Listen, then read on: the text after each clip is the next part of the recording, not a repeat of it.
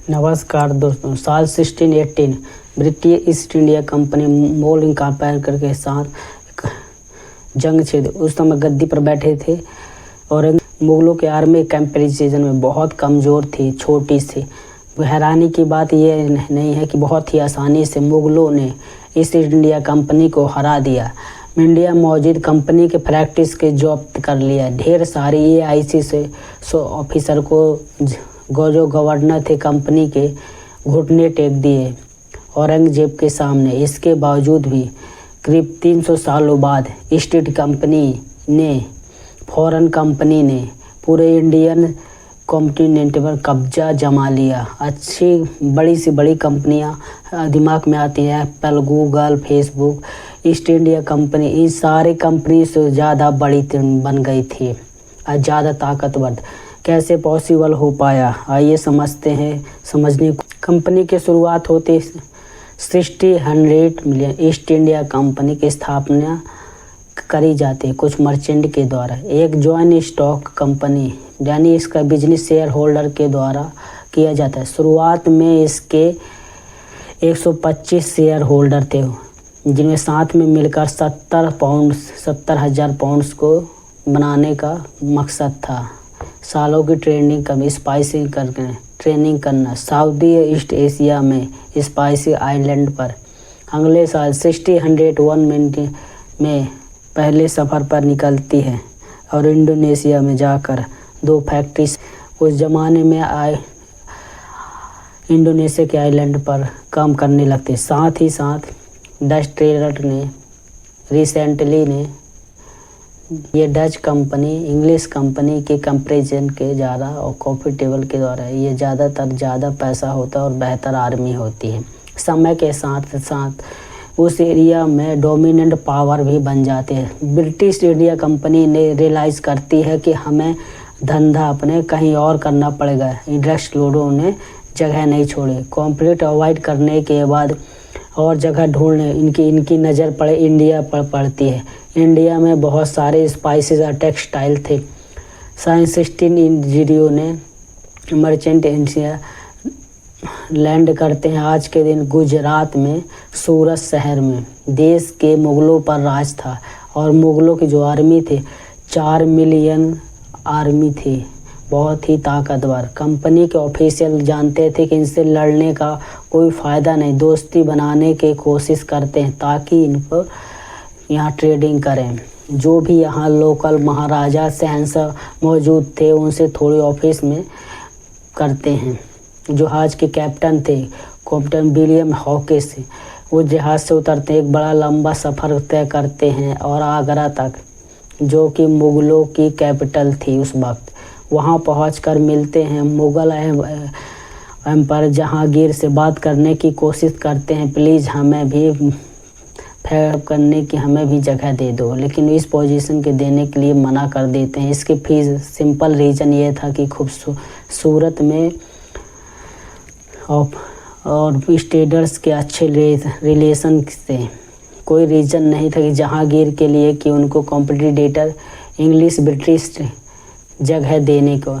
ये IC के Mughal directory ने इंडिया किसी और हिस्से में जाकर जहाँ इनकी डायरेक्टरी नहीं हो, जहाँ किसी और पर राजा का शासन हो। साल 1611 में इनकी कोशिश सक्सेसफुल हुई और जब आंध्र प्रदेश के मछलीपट्टनम में अपनी पहली फैक्ट्री खड़ी की, वहाँ के जो लोकल राजा थे परमिशन दे दी और कुछ सालों में वो पकड़ मजबूत कर लेती है और इंडिया ऐसा करने वक्त कॉन्फ्लिक्ट में से आ जाते हैं और यूरोपियन ट्रेडर्स के साथ। साल 1612 में वो सूरत जाते हैं और वहाँ पर जंग छेड़ देते हैं और ब्रिटिश वाली से कहा जाता है कि हार जाते हैं। इसके बाद से पोर्चुगीज स्पॉन्सर होता है जो हट जाता है और मोस्टली गोवा के आसपास स्ट्रिक्ट रह जाते हैं। ईस्ट इंडिया कंपनी ने सबसे बड़ी खिलाड़ी थे इंडिया सब कॉन्टिनेंट के। इस जीत के कुछ टाइम बाद साल 1615 में रिक्वेस्ट करती है कि इंग्लिश किंग जेम्स I को इस बार अपनी रॉयल प्रेजेंट भेजे। वो कोशिश करते हैं तो शायद ये मुगल शहंशाह मान जाएं। इंग्लिश क्राउन की तरफ से ही थॉमस रो को भेजा जाता है कि डिप्लोमेट ये वो कर दिखाते हैं जो हॉकिंस नहीं कर पाए। ये जहांगीर से जब मिलते हैं तो उनको कई बड़े बड़े शानदार तोहफे देते हैं और जहांगीर उन तोहफों को देखकर इम्प्रेस हो जाता है और इसीलिए भी जहांगीर शाही फरमान इशू करता है, एक रॉयल ऑर्डर। इंग्लिश लोगों को परमिशन दी जाती है कि सूरत में भी अपनी फैक्ट्री बना सकते हैं। इतना ही नहीं, कुछ ही एक्सब्राइटिस ने दिए जाते हैं कि ईस्ट इंडिया कंपनी को भी इसे ईस्ट इंडिया कंपनी को इसके बदले एनुअल पेमेंट देनी पड़ी मुगल शहंशाह को। रिफाइनरी फैक्ट्री खड़ी होती है सूरत में। अब जो अगले कुछ दशकों में आई भी फैक्ट्री इस्टेब्लिश करी जाती हैं। मद्रास, अहमदाबाद, बॉम्बे, आगरे, पटना। कंपनी का धंधा बहुत अच्छा चलता है, काफ़ी मुनाफा कमाते हैं। Cotton, Indigo, silk, soft.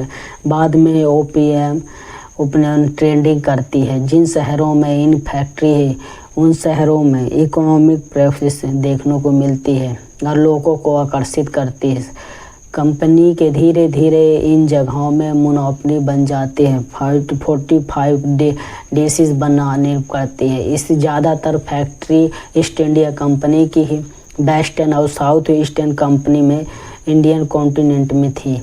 अब ये चाह रहे थे कि मुगल डायरेक्टली सारे इलाकों में फैक्ट्री ईस्ट में, उस पर बंगाल में आज के दिन के वेस्ट बंगाल, बंगाल, बिहार, उड़ीसा कमर्शियल बहुत ही सक्सेसफुल रीजन माना जाता था उस टाइम पर।